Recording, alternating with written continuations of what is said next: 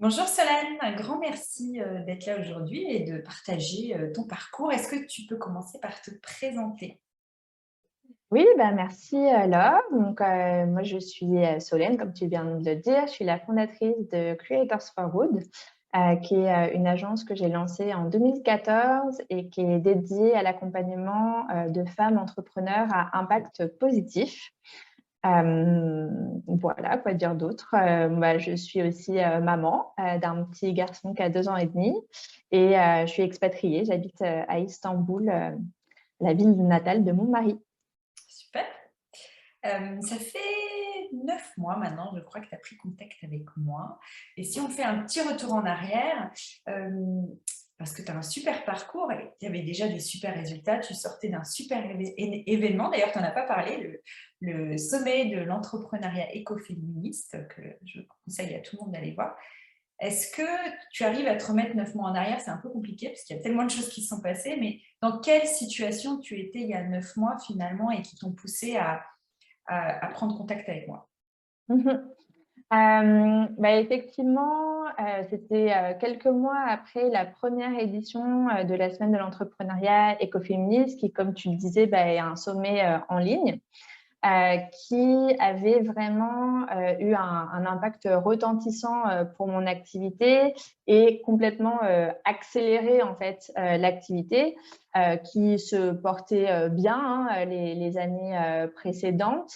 Mais là, d'un coup, en fait, il y a eu un énorme coup d'accélérateur et je me suis sentie un peu, fébrile comme dans un tsunami ou l'œil du cyclone où là, tout d'un coup, il y a tout qui s'accélère et ça a fait, bah, justement, il y avait des choses quand l'activité roulait bien que voilà, du coup, je pouvais un peu improviser. Et puis là, tout d'un coup, toutes les petites failles, en fait, se sont ouvertes en grand.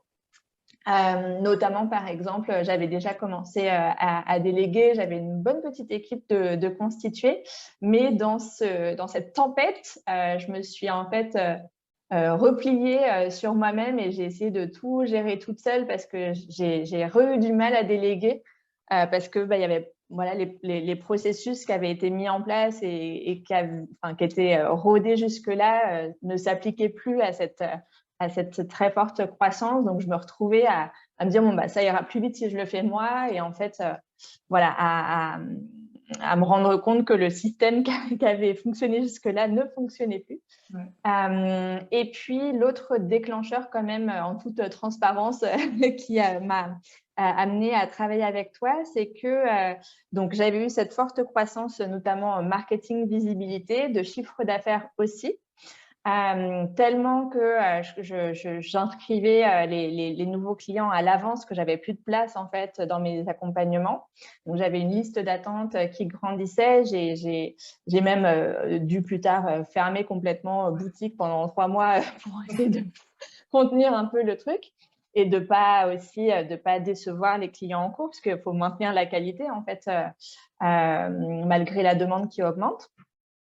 Et en fait, j'ai eu un mois, 2, 3 mois après mon sommet, où je n'avais plus de cash flow. Donc, malgré le chiffre d'affaires en forte augmentation, en fait, les caisses étaient vides et donc je n'ai pas pu me payer mon salaire. Et ça m'était pas arrivé. Enfin, pour moi, c'était une époque révolue, quoi.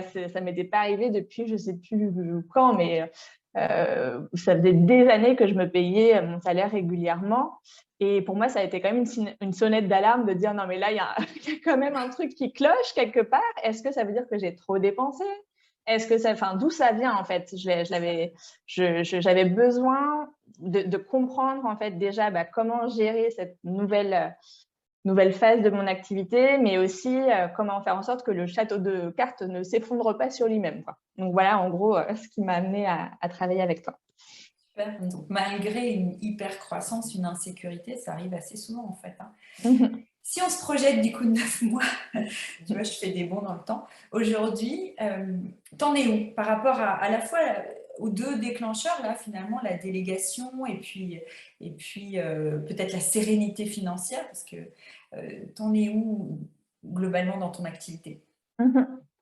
Alors, où j'en suis dans mon activité, bah, ensemble, on a défini un certain nombre de changements à apporter dans le mode de fonctionnement bah, des accompagnements de mes clients, tout simplement pour pouvoir absorber cette demande qui était bah, trop importante par rapport au système qui avait voilà, fonctionné jusque-là. Ça a notamment pris la forme de deux choses. J'ai fait un gros investissement en structure dans la façon dont on délivre en fait le contenu des accompagnements aux clientes parce que jusque-là, il y avait quand même beaucoup de à la main. Donc voilà, on a automatisé un certain nombre de choses et investi dans des outils aussi plus robustes. Et puis, le fait aussi de s'entourer de nouveaux membres d'équipe et notamment une personne pour accompagner certains de mes clients à ma place. Parce que j'avais déjà des personnes qui intervenaient dans mes accompagnements, mais c'était sur des choses très spécifiques et elles avaient une expertise en fait bien à elles que je n'avais pas. Et jusque-là, j'avais jamais osé en fait dire bah, Creators for Good, c'est pas Solène. Creators for Good, c'est aussi une méthode qui certes voilà, a été développée au fur et à mesure des années et que j'ai portée et menée, mais que je peux maintenant aussi transmettre. Et donc ça, c'est un énorme shift, non seulement pour l'entreprise, mais aussi pour moi en tant que chef d'entreprise et de me détacher encore un petit peu plus de mon bébé. Donc voilà, ça a été au niveau voilà, accompagnement des clients. Et au niveau des chiffres, bah, c'est vrai que ton accompagnement m'a permis d'avoir tout un tas d'outils que j'avais bricolés, on va dire, jusque-là. Mais où je me suis en fait rendu compte grâce à tes éclairages qu'il y avait un certain nombre de données qui étaient clairement dans l'angle mort, quoi. Je regardais des chiffres à droite à gauche, mais il me manquait certaines données. Et ça, c'est très rassurant parce que même si notre accompagnement bah, voilà, touche à sa fin, je sais que j'ai des outils qui vont pouvoir me servir pendant encore de nombreuses années. Et surtout, ça m'a rassurée par rapport justement bah, aux investissements à faire dans mon entreprise. Je me suis rendu compte que non, je n'avais pas trop dépensé. J'avais juste voilà, eu des investissements sur un pilier, le pilier marketing, qui était disproportionné par rapport à la structure et aux autres investissements à côté. Donc, ça m'a rassurée quant au fait que bah, voilà, si tout va bien, ce trou dans le cash flow ne se reproduira pas. Et si jamais il se reproduit, j'ai aussi mis en place des choses pour faire en sorte que ça n'impacte pas ma capacité en fait, à me verser un salaire régulier. Donc, ça, c'est aussi hyper rassurant. Ta qualité de vie. Il y a plein d'entrepreneurs qui se retrouvent un peu là où tu étais il y a 9 mois. Tu vois, tu disais tsunami. Et c'est très facile d'être pris dans ce tsunami au quotidien, de ne pas arriver à prendre du recul, à sortir la tête de l'eau. Est-ce que on peut leur partager un petit message d'espoir ou qu'est-ce que tu aurais envie de leur dire à ces entrepreneurs ou si tu réfléchis à toi il y a 9 mois, un petit message à passer à nos entrepreneurs en hyper croissance parce que c'est turbulent hein, comme période, c'est pas hyper facile quoi. C'est ça. Bah, peut-être pour rester sur l'image du tsunami, donc cette vague voilà, qui est tellement grande qu'elle prend tout sur son passage. Les vagues, il y a deux choix. Soit on se recroqueville sur soi-même et on fait le mort en attendant que ça passe, parce que ça finit toujours par passer les vagues. Soit on surfe dessus. Et en fait, c'est vrai que moi, j'ai eu la tentation de me dire oh là là, mais dans quel pétrin je me suis mis on fait machine arrière Voilà, et je l'auto-sabotage. reviens un an ou deux avant où c'était beaucoup plus, enfin en tout cas avec le recul, ça me paraissait beaucoup plus tranquille quoi, et beaucoup plus gérable.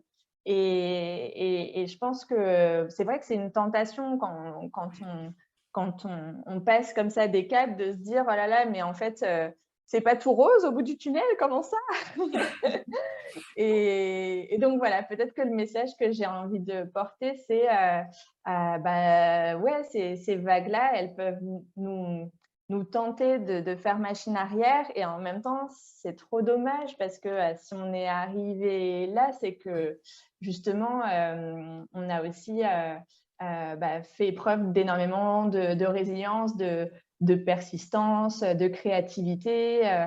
Et c'est trop dommage de s'arrêter en chemin ou d'avancer à reculons. Donc, moi, mon message, ce serait surfons, surfons les vagues, même si du coup, il faut peut-être prendre un nouveau prof de surf pour, C'est ça. pour savoir Ou une comment. nouvelle planche. Ou une nouvelle planche, exactement. Et donc voilà, en gros, le message que j'aurais aux personnes qui sont en hypercroissance. Super, merci beaucoup Solène, merci pour ton partage.